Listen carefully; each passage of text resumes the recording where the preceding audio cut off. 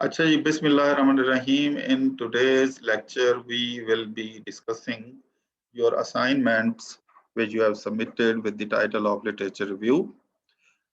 And I hope you must have done this assignment and you must have conducted this literature review of 15 articles, 100% related to the title which you have selected following the general to specific approach. Excuse me.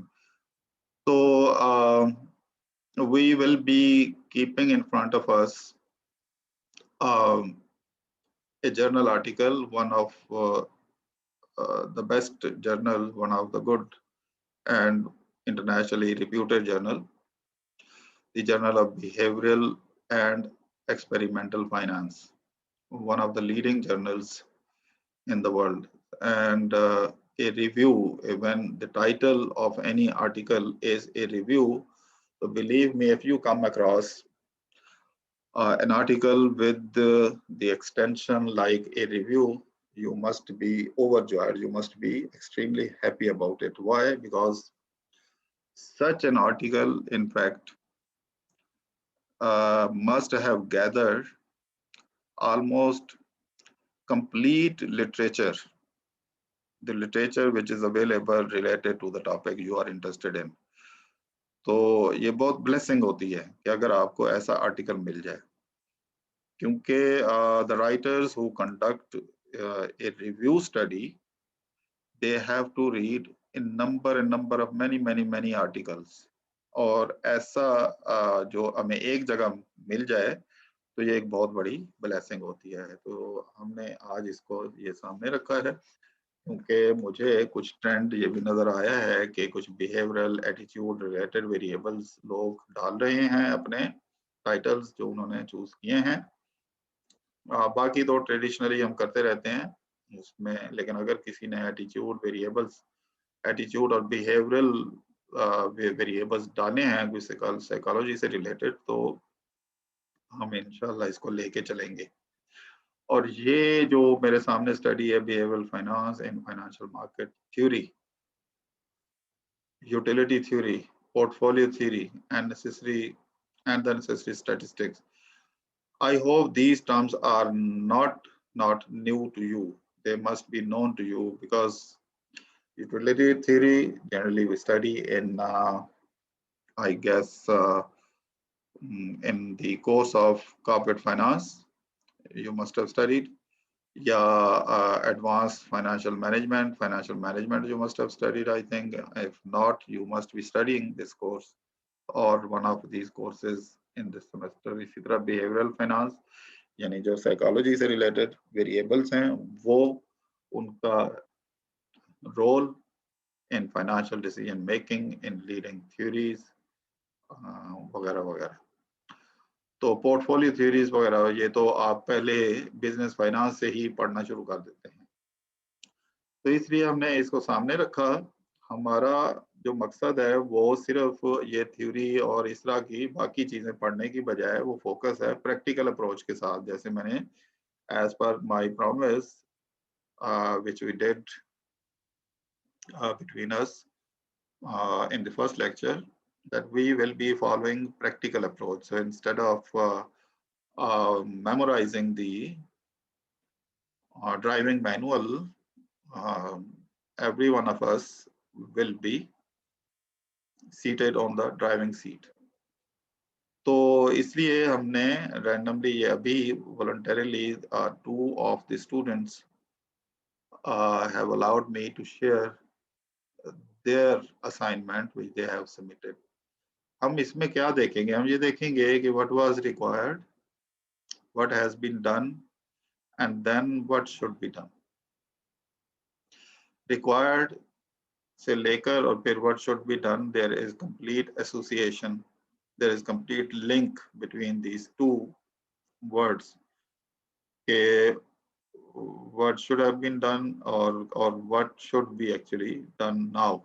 तो और actually क्या हुआ है उसको हम evaluate करेंगे। तो देखते हैं, ये मेरे सामने एक टॉपिक है जो लिटरेचर रिव्यू की असाइनमेंट जिस पे की गई है, हम इसको पढ़ते हैं, देखते हैं कि इसमें क्या सही और क्या गलत है, और बाकी स्टूडेंट्स जिन्होंने अपने अपने टॉपिक्स किए हैं, तो please follow these guidelines and improve your assignment number 3 on literature review and resubmit, because literature review is actually everything. It is the backbone of your research document, whether you are working in FYP or you are trying to get your paper published somewhere, या आप कोई thesis कर रहे हैं, तो literature review is the base, because literature review provides you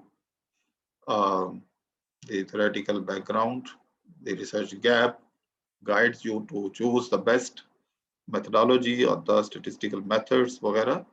तो इसलिए अच्छा जी, तो क्या होना चाहिए था और क्या है? जब भी आप लिटरेचर रिव्यू लिखते हैं या अपने रिसर्च थीसिस का जो भी चैप्टर या सेक्शन लिखते हैं, तो एक ट्रेडिशन, एक नॉर्म है।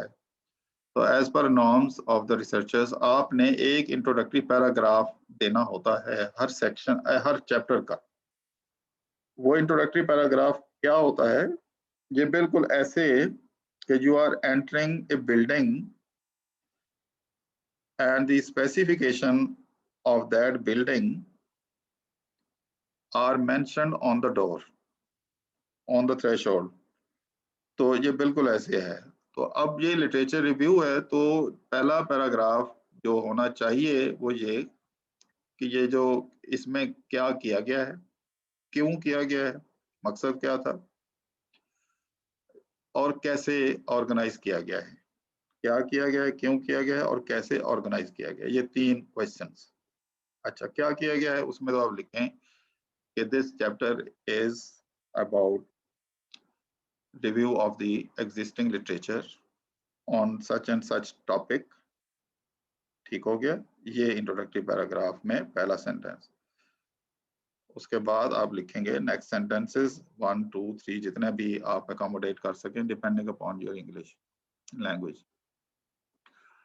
अच्छा, फिर आप बताते हैं कि पर्पस क्या है। The purpose of this chapter, यानी chapter of literature review, is to identify gap by going through the existing studies, finding better methodologies, or finding the scope for better methodologies than those which have been actually employed in the existing literature। ठीक है, and उसके बाद ultimately इसका क्या purpose होता है?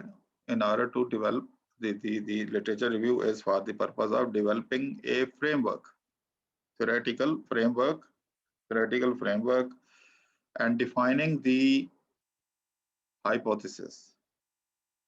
अब इसका क्या मतलब है डेवलपिंग द फ्रेमवर्क? फ्रेमवर्क क्या होता है? यानी जो डायमेंशंस आपने लिस्ट डाउन की हैं, जो वेरिएबल्स आपने निकाले हैं based on the existing gap, based on the research gap in the existing literature.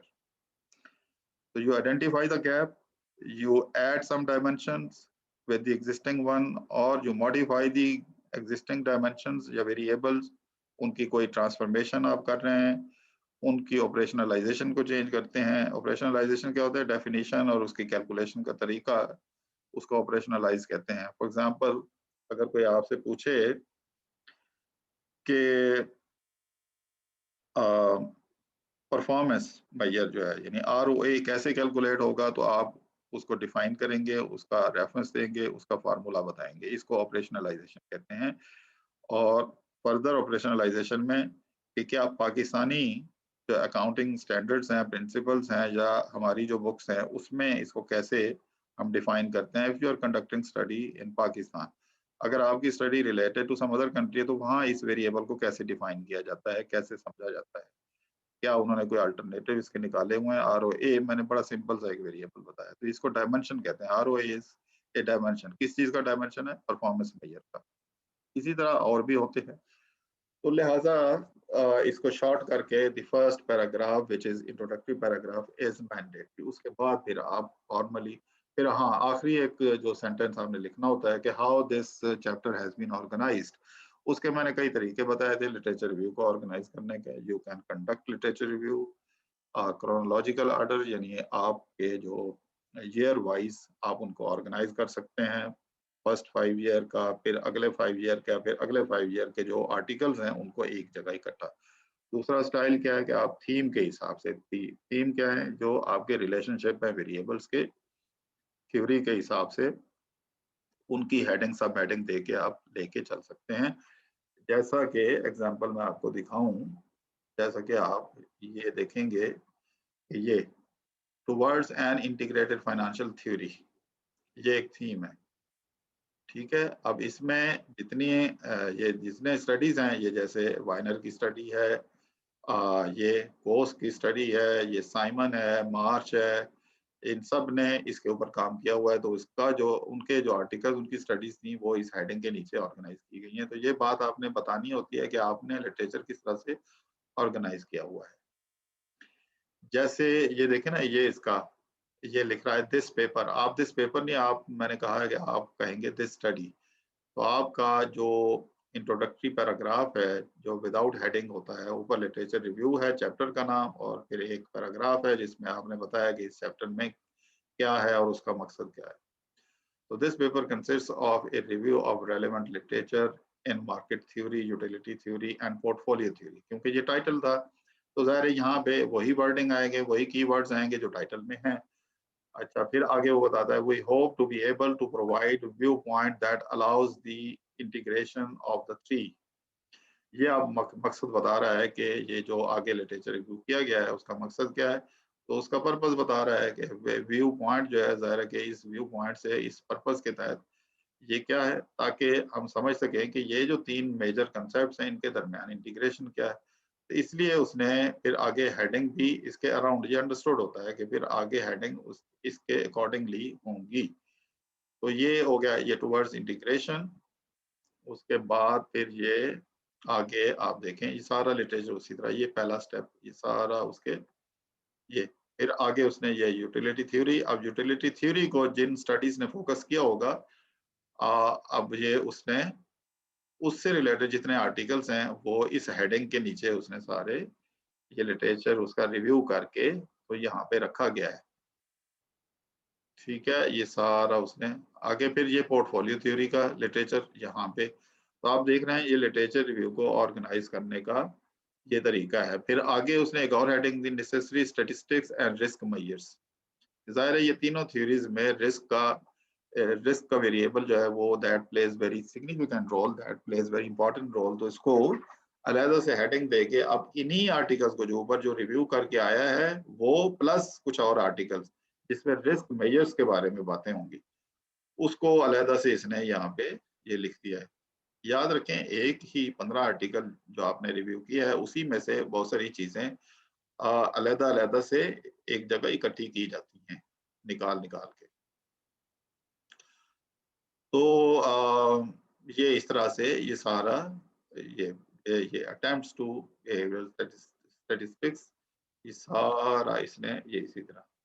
फिर ये मीन वेरिएंस एफिशिएंट रेंज, ये सारा ये 6.2, इसका मतलब है कि जो इसकी 6th हेडिंग थी उसका इसने फिर आगे फर्दर उसको लेके चला है। तो ये दिस इज दी फॉर्मेट।